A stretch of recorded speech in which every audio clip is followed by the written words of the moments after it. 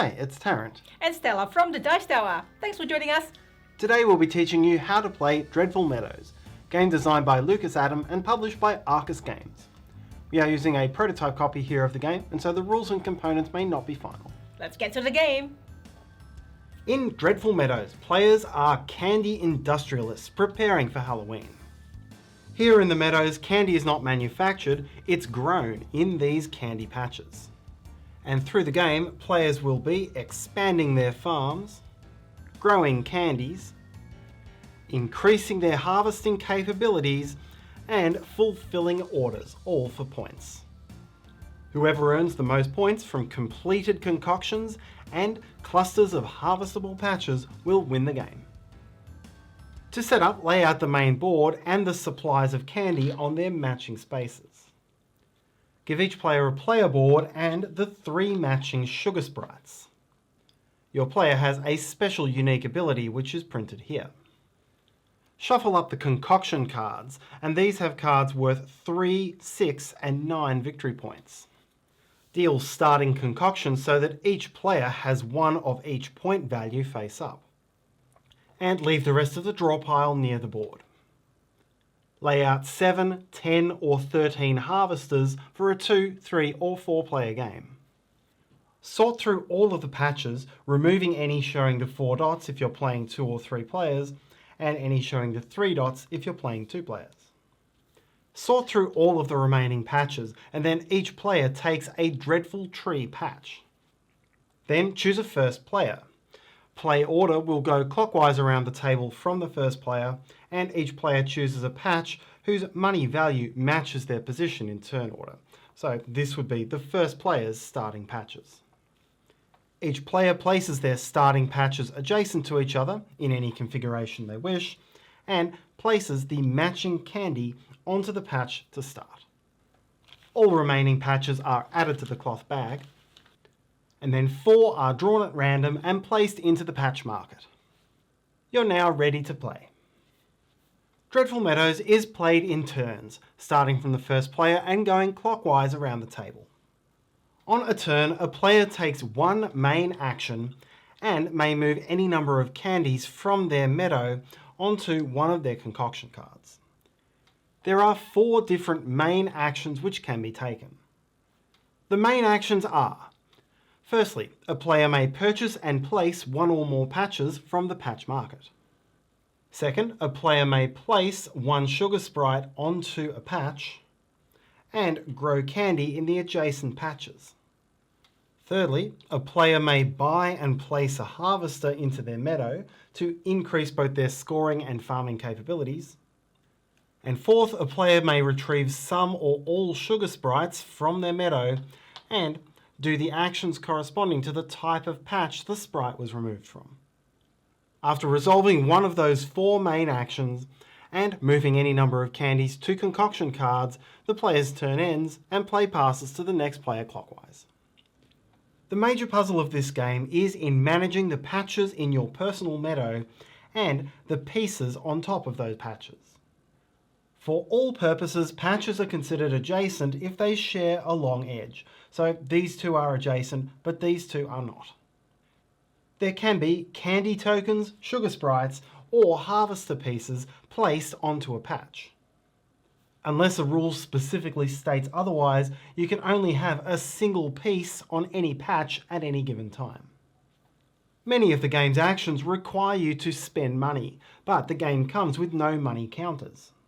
Instead, each candy that is currently on a patch has a money value equal to that patch's value, and so you can spend money by spending candies from the patches. So if an action costs 6 coins, then this player could, for example, spend these 3 candies, or these 2. If the combination of candies that you spend has a higher value than the action you take, then you don't get any refund. Instead of spending a candy for money, at any point on your turn you can move a candy over to the matching space on a concoction card.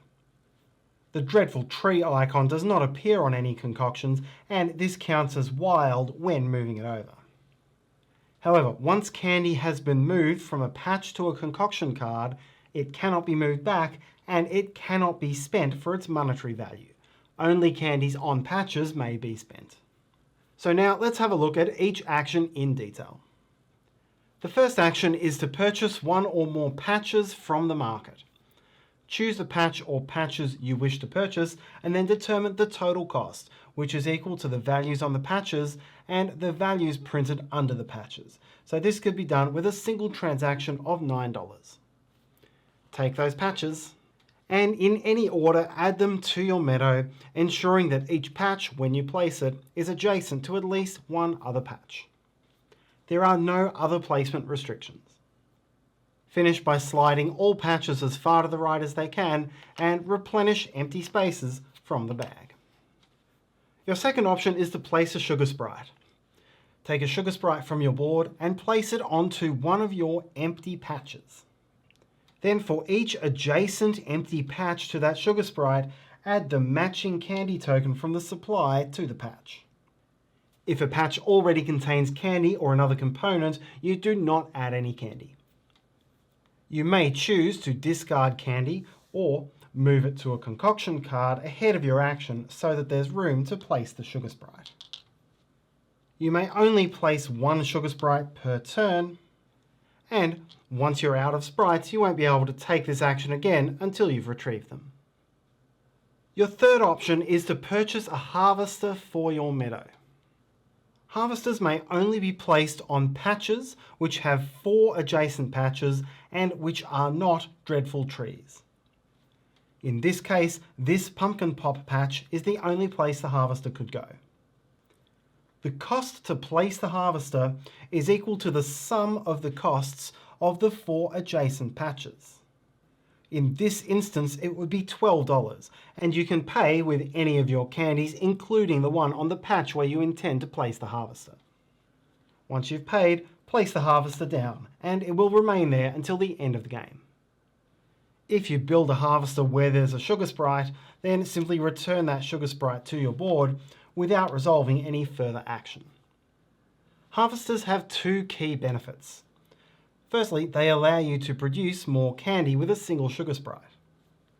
This placement would grow these 3 candies in the usual way and trigger this harvester. The harvester then grows a candy in each adjacent empty patch to it. Harvesters can trigger other harvesters, so this sprite placement would trigger these growths from the first harvester, and these growths from the second. The second benefit is that a harvester triggers the patch that it's on, plus any connected matching patches for final scoring. But we'll cover exactly how that works at the end of the video. The final option is to retrieve one or more of your sugar sprites, returning them from the patches to your player board. Each sprite you retrieve resolves a bonus action depending on the type of patch it was retrieved from. Retrieving from gummy globs allows you to take any one candy from the supply and place it straight on a concoction card. When you retrieve from Phantomallows, you generate 2 Phantomallows on that patch. Again, you can normally only have one component on a patch unless a rule states otherwise, and this is one of those cases. When you retrieve from Treacle Teeth, you draw a random patch from the bag and add it to your meadow for free. When you retrieve from Pumpkin Pops, you can place a different sugar sprite from your supply onto any patch and generate candy there in the usual way. This could be a sprite you retrieved earlier on this turn. Finally, when you retrieve from the Dreadful Tree, you draw a new concoction card from the deck. Because all the 3, 6 and 9 point cards have been shuffled together at the start of the game, you won't know what the point value of this will be. You can retrieve your sugar sprites in any order, and you must completely resolve each action before removing the next. You can't remove a sprite which was placed this turn as part of the Pumpkin Pops bonus action. The end of the game is triggered when the concoction card draw deck is empty, or only one harvester remains in the supply, or once the patch bag is empty. The player who triggered the end finishes their turn, and then all other players take one final turn. Players now count up their final scores. Any concoction cards that you completely filled are worth the 3, 6 or 9 points printed on them. Unfinished cards are worth nothing, so this player would have 15 points. Next, each harvester scores a number of points equal to the value of the tile it's placed on. So in this case, 1, 4, 3 and 3 points. Next, each patch which does not have a harvester but is within an adjacent cluster of matching patches that does have a harvester gains 1 point per harvester in that cluster. For these purposes, dreadful trees are considered wild and will match with every type of patch. So here we have an adjacent cluster of 3 gummy glob patches with 1 harvester. The harvester patch has already scored this 1 point, and each of these patches scores 1 point for the harvester. A total of 3 for both cluster and harvester. This pumpkin pop harvester is in a cluster of 4, 1, 2, 3, 4, with the dreadful trees wild. As such, each of these 3 patches scores 1 point for the cluster. Finally, these 2 harvesters are in a cluster of 6, including these 5 treacle teeth and this dreadful tree. As such, each of the 4 unharvested patches scores 2 points, 1 for each harvester. That's a total of 8, plus the 6 that the harvesters brought. Note here that the dreadful tree counted towards both this cluster and this cluster, so this single tile scored 3 points for harvesters. Finally, count up the money value of all of your leftover candy in your meadow and gain 1 point per $5. The player with the highest score wins. If tied, whose ever leftover candy is worth the most breaks the tie. If still tied, whose ever meadow has the most total patches wins, and if still tied, victory is shared. And that's how to play Dreadful Meadows. Check out the project page of Dreadful Meadows. We'll put the link in the description below so you can check it out. If you find this video useful, please help us by hitting that like button and subscribe to the Dice Tower if you haven't already done so. And if you have any questions, comments or feedback, please leave that in the comments section below. Thanks for watching. See you next time.